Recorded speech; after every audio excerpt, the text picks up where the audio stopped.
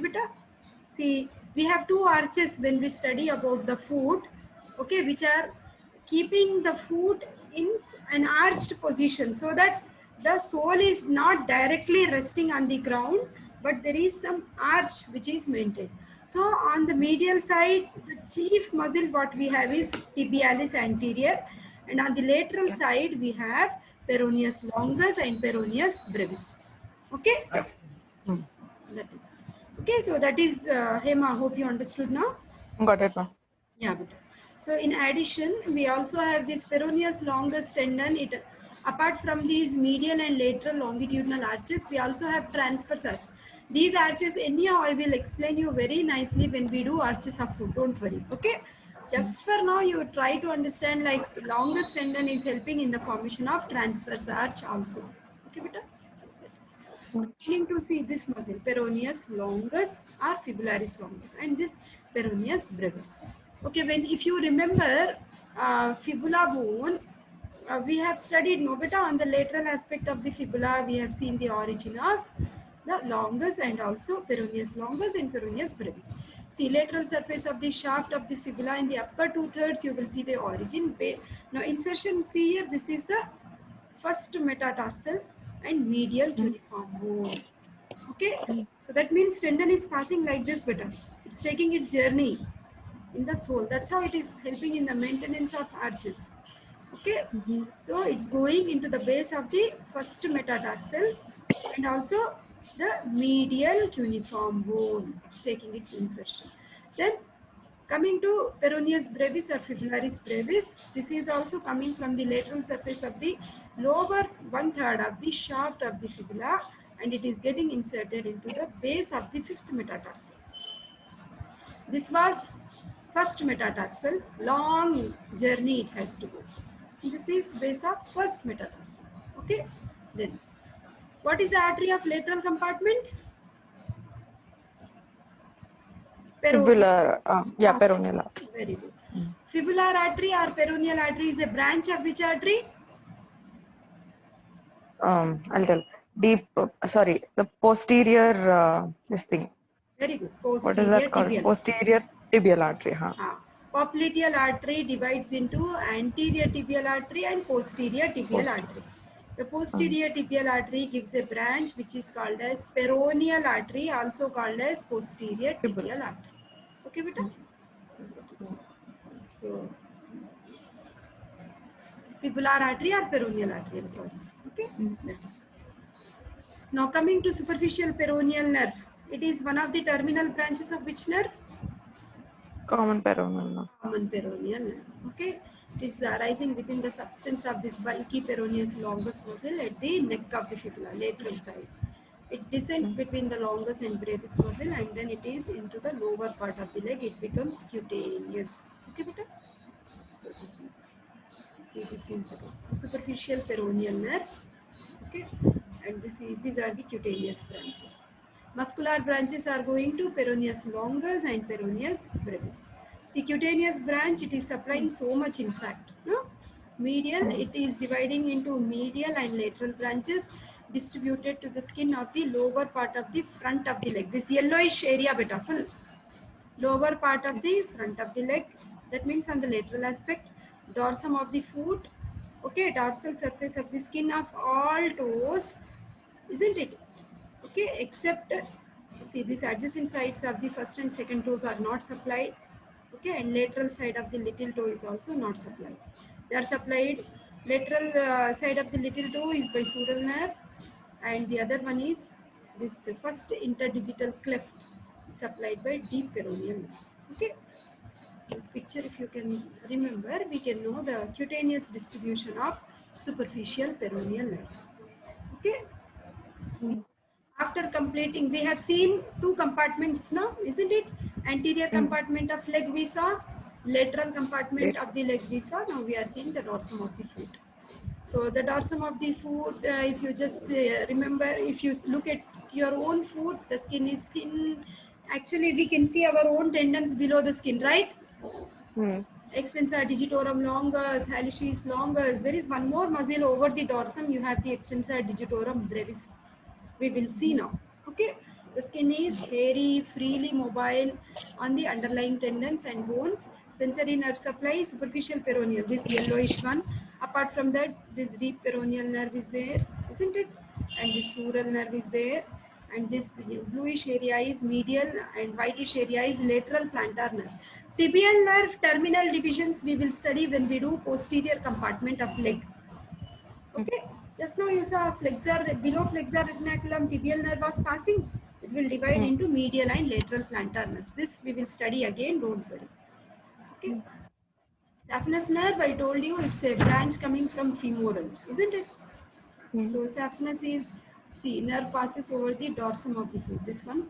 Just look at this picture, you will understand cutaneous supply. Okay, passes on the dorsum of the foot in front of the medial malleolus. It supplies the skin along the medial side of the foot as forwards as the head of the first metatarsal. Okay, then this side we have sural nerve. Okay, so all these you just try to look at this picture. Same thing is texted here, better. Okay. Dorsal venous arch, this I will explain when we are doing the venous drainage of lower limb. Don't worry. Okay. All these are the metatarsal veins. The metatarsal and digital veins will drain into dorsal venous arch. Medially it will continue as great saphenous vein. Laterally it will continue as small saphenous vein. Great saphenous vein drains into femoral. Small saphenous vein drains into popliteal. Further journey we will discuss better. Okay. Okay. So long extensor tendons which were entering into the dorsum of the foot. What were these muscles which we saw? Extensor digitorum. The hospitals are never dirty places. Tibialis anterior, extensor digitorum longus, extensor hallucis longus, peroneus tertius. Apart from that, you have exclusively one muscle over here. Okay, this muscle better. You call it as extensor digitorum brevis. Okay, its subdivision which is moving towards the great toe, it's called as extensor hallucis brevis. Overall, we don't use such words. Overall, this muscle is extensor digitorum brevis. Okay, origin is calcaneum insertion. It is splitting into 4 tendons into the proximal phalanx of the big toe through long extensor tendons of, you remember extensor digitorum longus?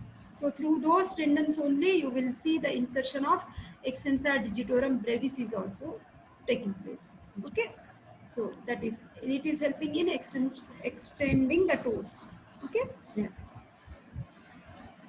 Apart from that, when I do sole, we will talk about the like various lumbrical muscles, dorsal interossea, plantar interossea. We will discuss it then. Don't worry now. Okay. So this is the extensor digitorum brevis. Then we have already discussed these retinacula. What are these? Superficial extensor retinacula, sorry, superior and inferior extensor retinacula. So whatever muscles are passing underneath this, those are tibialis anterior, extensor hallucis and extensor digitorum longus. They are all enclosed by the synovial sheaths. Okay, so they all help in the lubrication. Okay, that means in the easy movement. Okay. So dorsalis pedis artery itself can be a 3 marks or 5 marks question better. So dorsalis pedis artery is a continuation of which artery? Anterior tibial artery. Very good. Yeah, very good. So it begins in front of the ankle joint as a continuation of anterior tibial artery. Okay, it terminates now. You can see it is just forming an arch like this. When it forms an arch, you call it as arcuate artery. Okay, so it terminates by passing downwards into the sole between the two heads of, you will understand these muscles when we do the muscles of sole. So between the two heads of first dorsal interossea muscle, that means it's going in a deeper plane. Okay, where it joins the lateral plantar artery. The medial and lateral plantar artery we see from sole.